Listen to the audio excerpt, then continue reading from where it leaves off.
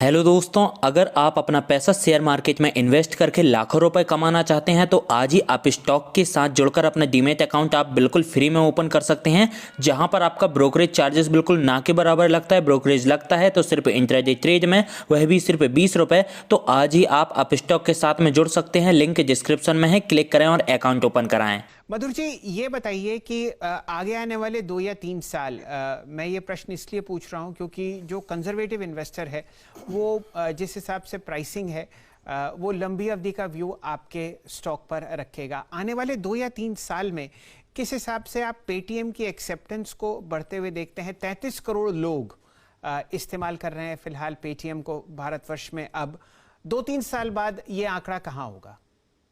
हम यही फोकस करते हैं कि हम अपने यूजर्स को बढ़ाते रहें। एंड जो यूजर्स को बढ़ाने में एक बहुत इंपॉर्टेंट चीज होती है कि उनका जो एक्सपीरियंस होता है हमारे ऐप पे वो भी इंप्रूव होते रहना चाहिए। सिर्फ कैशबैक देके या वो करके ऐसा करके यूजर्स को दे के आए, उससे बड़ी कंपनी नहीं बनती है। बड़ी कंपनी उससे बनती है कि आप यूजर्स को बढ़ाएं और यूजर्स का एक्सपीरियंस बेटर करते रहें। तो एक तरफ तो हम वो करते हैं, दूसरी तरफ हम मर्चेंट्स जो कहते हैं, जो शॉपकीपर्स होते हैं या जो ऑनलाइन एप्स होती हैं, हम उनको मर्चेंट्स कहते हैं, वो मर्चेंट्स को भी बढ़ाते रहे और उनका भी एक्सपीरियंस बेटर करते रहे। तो अगर हम ये दोनों चीज करते रहे तो हमारा यूजर्स तो हमने लास्ट 2 साल में भी दिखाया कि हमारे कुछ एवरी मंथ अगर देखा जाए तो करीब 4 करोड़ यूजर्स थे और अभी करीब 6 करोड़ यूजर्स हो गए हैं एवरी मंथ। राइट, पूरे साल की बात नहीं हो रही है, एवर की बात नहीं हो रही है, सिर्फ एवरी मंथ। तो वो यूजर्स बढ़ते रहते हैं। और इंडिया में क्या है कि जो टेक्नोलॉजी का जो वेव है वो इतना स्ट्रांग है कि स्मार्टफोन, जो लोग 1 साल पहले 2 साल पहले स्मार्टफोन नहीं यूज कर रहे थे वो स्मार्टफोन को यूज कर रहे हैं। जो कर रहे थे लेकिन थोड़ा सा पेमेंट नहीं करते थे या कम करते थे, वो भी अडॉप्ट करना चालू कर दिए हैं। तो वो जो वेव है जिसको हम इंग्लिश में टेलविंड कहते हैं, जो वो फोर्स है जो हम सबको बढ़ा रही है, वो इतनी स्ट्रांग है कि वो यूजर्स एंड मर्चेंट्स का ग्रोथ काफी बड़ा हो सकता है। जी, मेरा नाम नीरज वाजपेयी है। मेरे मन में एक सवाल ये था कि पेटीएम ने एक सुपर ऐप की तरीके से बनने की कोशिश की और बहुत सारे बिजनेसेस पे आ गए। उसमें पोस्ट पेड है, इंश्योरेंस है, e commerce, broking, credit card, को ब्रांडेड तमाम चीज़ें लेके आए। तो शायद एक थीसिस ये बन सकती होगी कि क्रॉस सेलिंग करके करेंगे और अपने ऑपरेटिंग एक्सपेंसेस आपने थोड़े कम किए आईपीओ से पहले, तो वो थोड़ा सा बेटर दिखने लगा, नहीं नुकसान कम होते दिखने लगा। लेकिन आपके ये सारे बिजनेसेस हाईली कंपटीशन में हैं। हर एक सेगमेंट में बड़े बड़े कॉम्पिटिटर्स आपके सामने खड़े हैं। तो जो सवाल वीरेंद्र ने बहुत पहले पूछा था कि आप डेफिनेटली सेबी के रूल्स हैं इसलिए आप फॉरवर्ड लुकिंग गाइडेंस नहीं दे सकते हैं, लेकिन जो आदमी इन्वेस्टमेंट करने जा रहा है, ये पैसा लगाना चाहता है, इतना बड़ा आईपीओ है, तो उसको कोई एक एश्योरेंस चाहिए कि कौन सा बिजनेस आपका सबसे पहले प्रॉफिटेबल होगा। तो मॉडल ये होता है नीरज जी कि आप जो कह रहे हैं कि काफी सेगमेंट्स कॉम्पिटिटिव है, वो ऐसा है। लेकिन अब हमारे कंट्री में, अपने कंट्री में ये भी होता है कि जो एकदम टॉप होता है ना, टॉप कस्टमर, उसको 5 जन सर्व करना चाहते हैं। एंड जैसे वो कस्टमर जो मिडिल कस्टमर होता है, जो मे बी जो 2 लाख रुपए नहीं इन्वेस्ट करेगा, वो 20,000 रुपए इन्वेस्ट करेगा, उसको एक ही जन इन्वेस्ट करना चाहता है, एक ही जन उसको कस्टमर बनाना चाहता है। एंड जो कस्टमर है जो मे बी 2,000 रुपए इन्वेस्ट करेगा या 200 रुपए इन्वेस्ट करेगा, उसको कोई कस्टमर बनाना नहीं चाहता है। क्योंकि आप पूरा उसको मार्केटिंग करोगे, कस्टमर को लेके आओगे, फिर अगर वो 200 रुपए इन्वेस्ट करेगा तो लोगों को लगता है कि ये कस्टमर की क्या जरूरत है। इससे अच्छा है कि हम जो अच्छे कस्टमर जिनको कहते हैं, जो बड़े कस्टमर है, उन पे फोकस करें। तो पेटीएम का मॉडल थोड़ा डिफरेंट है, क्योंकि हम कहते हैं कि पेमेंट से सारे कस्टमर, सारे मर्चेंट कंट्री में पेटीएम से जुड़ सकते हैं। एंड उसके बाद वो चाहे कोई भी कॉमर्स सर्विस हो, चाहे कोई भी फाइनेंशियल सर्विस हो, वो हमसे ले सकते हैं। एंड उसके लिए हमें एक्स्ट्रा ब्रांडिंग, एक्स्ट्रा मार्केटिंग करने की जरूरत नहीं पड़ती है। तो एक तरीके से देखा जाए तो पेटीएम के जितने भी फाइनेंशियल सर्विसेज हैं, पेटीएम की जितनी भी कॉमर्स सर्विस है, एक तरीके से देखें तो वो सब प्रॉफिटेबल है, क्योंकि वो मार्केटिंग नहीं करती हैं। वो सिर्फ जो पेटीएम के ऐप पे पेटीएम का कस्टमर आता है, पेमेंट्स करने के लिए आता है नॉर्मली, उसको वो चाहे तो मूवी टिकट बेच देती हैं, चाहे तो उनको फ्लाइट टिकट बेच देती हैं, चाहे उनको कोई लोन का प्रोडक्ट दे देती है हमारे पार्टनर्स के थ्रू, चाहे उनको कोई स्टॉक ब्रोकिंग का प्रोडक्ट दे देती है।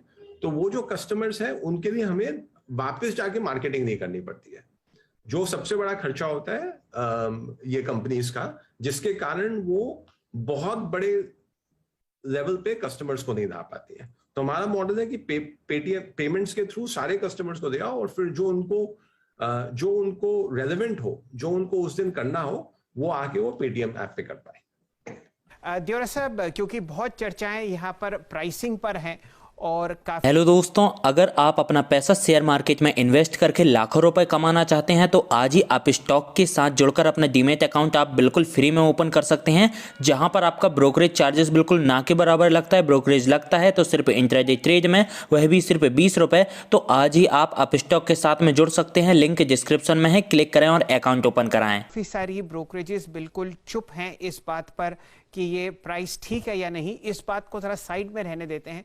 ये बताइए, अगर कोई निवेशक यहाँ पर पैसा लगाता है तो 3 साल बाद वो कंपनी को कहाँ देखेगा? कंपनी, जो हमारा फोकस है वो हमारा पेमेंट बिजनेस और बड़ा करना है।